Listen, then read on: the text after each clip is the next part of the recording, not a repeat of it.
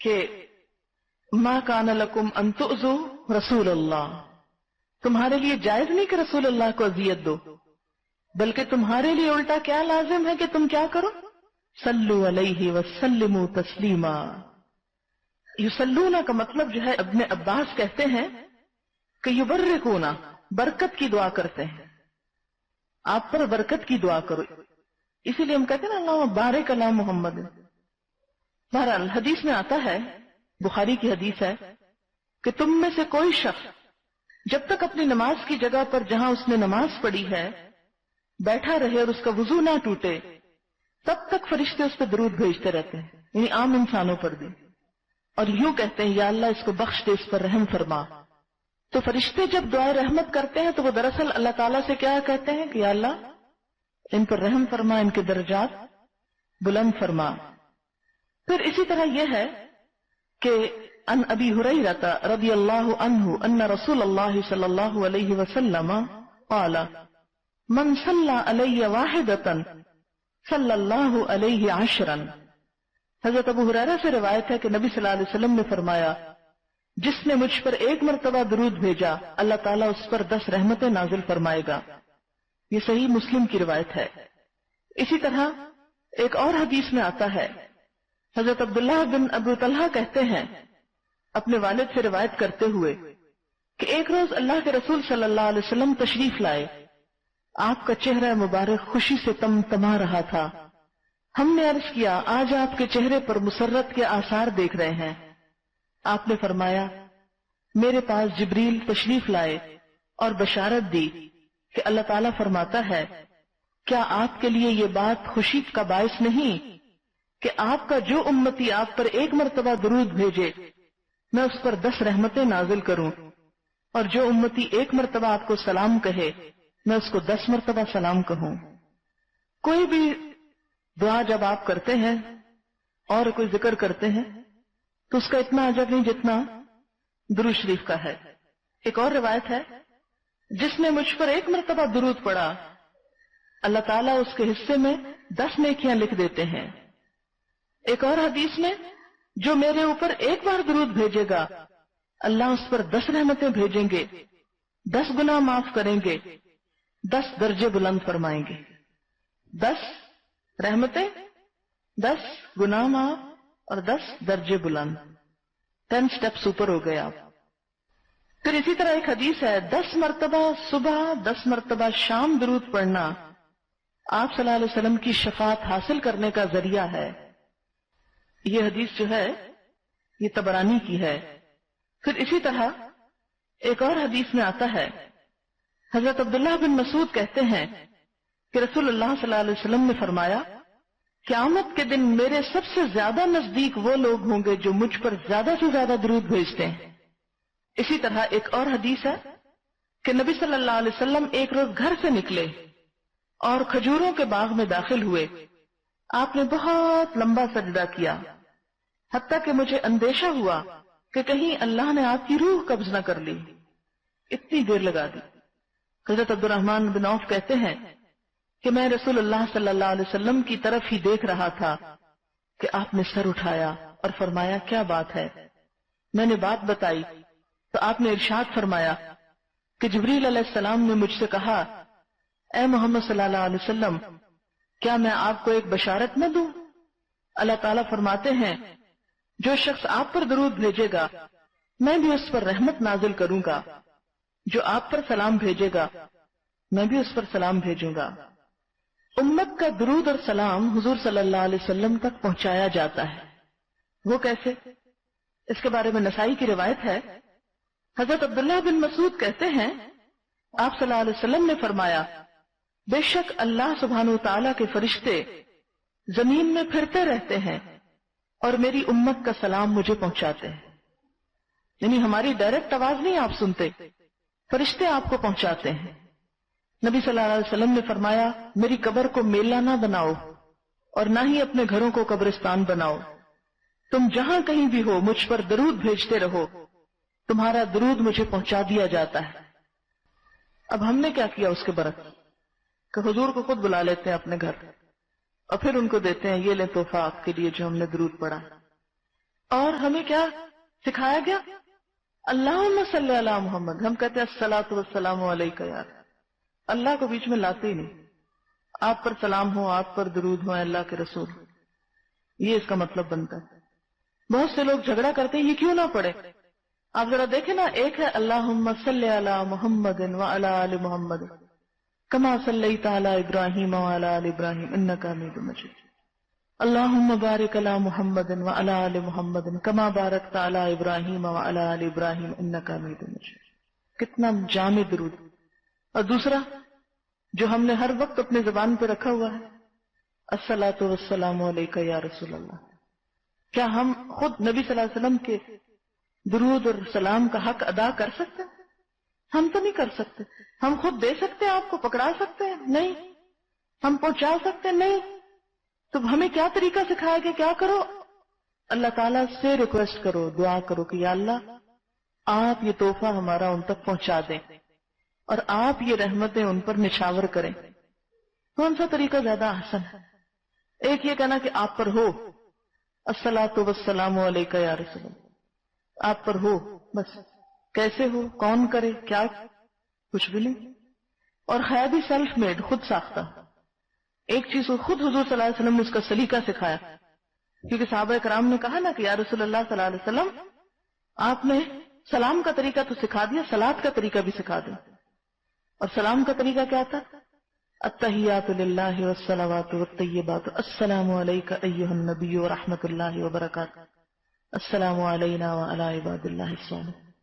یہ ہے سلام کا طریقہ جو نماز کا ایک لازمی حصہ ہے. آپ کو پتہ ہے اس کے بغیر نماز نہیں ہوتی، تشہد کے بغیر. تو اس کے بعد پھر یہ بھی رکھا گیا کہ صلاۃ ایسے اللہم صلی علی محمد and so on. بہرحال پھر بات یہ ہے کہ درود شریف جنک دعا کی قبولیت کا ذریعہ بنتا ہے. جب ہم دعا کے شروع میں پڑھتے ہیں تو اس سے دعا قبول ہوتی ہے. حضرت عبداللہ بن مسعود کہتے ہیں کہ میں نماز پڑھ رہا تھا، نبی صلی اللہ علیہ وسلم کے ساتھ ابو بکر اور عمر رضی اللہ تعالی عنہما بھی شریک تھے. میں دعا کے لیے بیٹھا تو پہلے اللہ کی حمد و ثنا کی، پھر نبی صلی اللہ علیہ وسلم پر درود بھیجا، پھر اپنے لیے دعا کی. تو نبی صلی اللہ علیہ وسلم نے فرمایا اس طرح اللہ سے مانگو ضرور دیے جاؤ گے. دوبارہ فرمایا اللہ سے مانگو دیے جاؤ گے. یہ ہے اصل طریقہ دعا مانگنے. پہلے کیا؟ جیسے آپ کی مثلاً دعاؤں کے شروع میں سبحان اللہ و بحمدہ عدد خلقہ، اور اس کے بعد تھوڑا سا درود شریف، پھر اس کے بعد دعا. اس سے کیا ہوتا ہے؟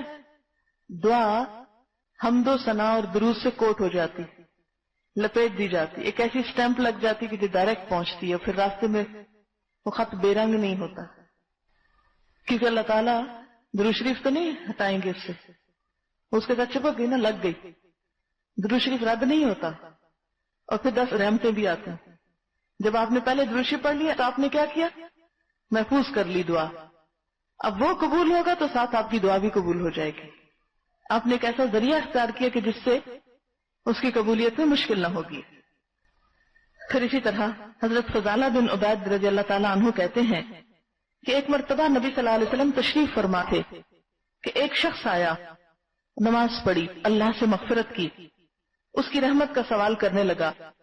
آپ نے فرمایا اے نمازی تو نے جلدی کی، جب نماز پڑھ چکو تو اللہ کی حمد و ثنا بیان کرو جیسا کہ حق ہے، پھر مجھ پر درود بھیجو، پھر اس سے دعا کرو. یہ ایک ادب سکھایا گیا ہم کو. کئی لوگ ہوتے ہیں ڈائریکٹ بس شروع کر دیتے ہیں، نہیں، پہلے اللہ کی حمد و ثنا پھر درود شریف. اسی طرح ایک اور حدیث ہے، آپ صلی اللہ علیہ وسلم نے فرمایا جب تک کوئی مسلمان مجھ پر درود بھیجتا رہتا ہے اس وقت تک فرشتے اس کے لیے دعائیں رحمت کرتے رہتے ہیں. جہاں اللہ کی 10 رحمتیں آتی ہیں وہاں فرشتے بھی دعائیں کرنی شروع کر دیتے ہیں. اب جو چاہے کم پڑھے، جو چاہے زیادہ پڑھے. اور پھر اسی طرح ایک اور بہت خوبصورت حدیث ہے جو میرے استاد نے مجھے سنائی، پھر مجھے لگا جیسے پتہ نہیں دنیا کی کتنی بڑی نعمت مل گئی. مسلم احمد کی یہ روایت ہے، حضرت ابی ابن کعب کہتے ہیں میں نے رسول اللہ صلی اللہ علیہ وسلم سے عرض کیا اے اللہ کے رسول صلی اللہ علیہ وسلم میں آپ پر کثرت سے درود بھیجتا ہوں، اپنی دعا میں سے کتنا وقت درود کے لیے وقف کروں؟ یعنی جب میں دعا مانگتا ہوں کتنا وقت درود شریف میں لگاؤں؟ آپ نے فرمایا جتنا تو چاہے. میں نے عرض کیا 1/4 ایک چوتھائی. آپ نے فرمایا جتنا تو چاہے لیکن اس سے زیادہ کرے تو تیرے لیے اچھا ہے. میں نے عرض کیا آدھا وقت. آپ نے فرمایا جتنا تو چاہے لیکن اگر تو اس سے زیادہ کرے تو تیرے لیے اچھا ہے. میں نے کہا 2/3. آپ نے فرمایا جتنا تو چاہے لیکن اگر زیادہ کرے تو تیرے لیے بہتر ہے.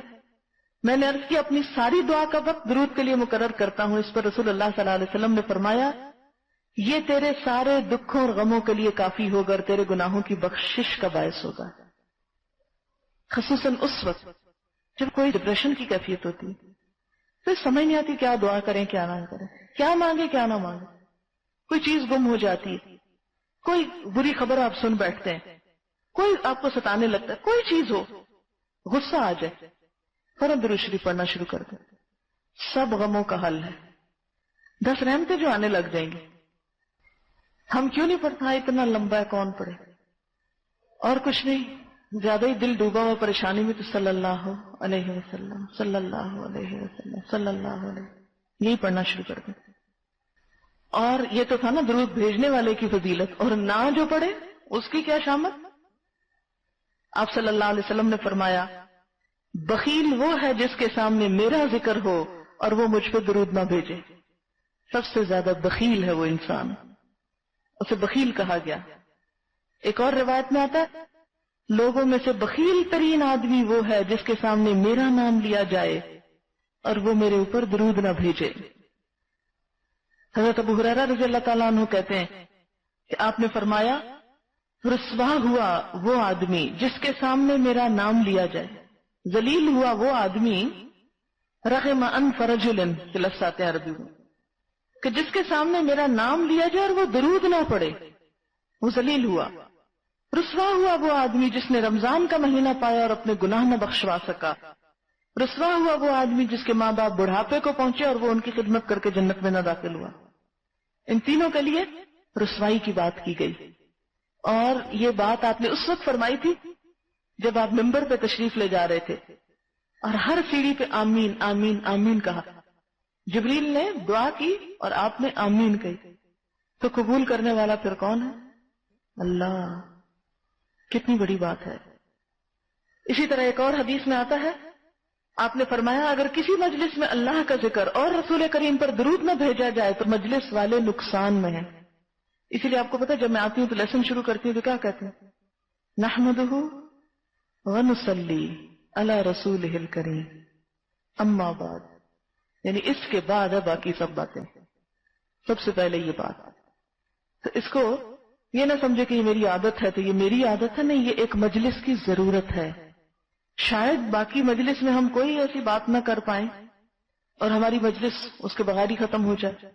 یہ سب سے مختصر حمد و ثنا اور درود ہے. نحمدہ اس کی حمد کر, ونصلی علی رسولہ الکریم. کتنا چھوٹا, 2 لفظ ہیں, بہت جامع. مجھے ایسے لگتا ہے نا جب میں اس کو پڑھتی ہوں خود اپنے محسوس کرتی جیسے میرا راستہ کھل گیا, دروازہ کھول دیا میں نے. میری اپنی یہ فیلنگ ہوتی اب میرے لیے آسانی ہو گئی, اب میں آرام سے آگے بڑھ جاؤں گی. اور یہی وجہ کہ آپ دیکھیں کہ مسلمانوں کی کوئی کتاب ان الفاظ کے بغیر نہیں ہوتی. شروع کرتے ہیں اسی سے شروع کرتے ہیں. پھر اسی طرح خطبے, تقاریر, ان سب چیزوں میں ایک مسلمانوں کی روایت رہی. آج ماڈرنزم کے چکر میں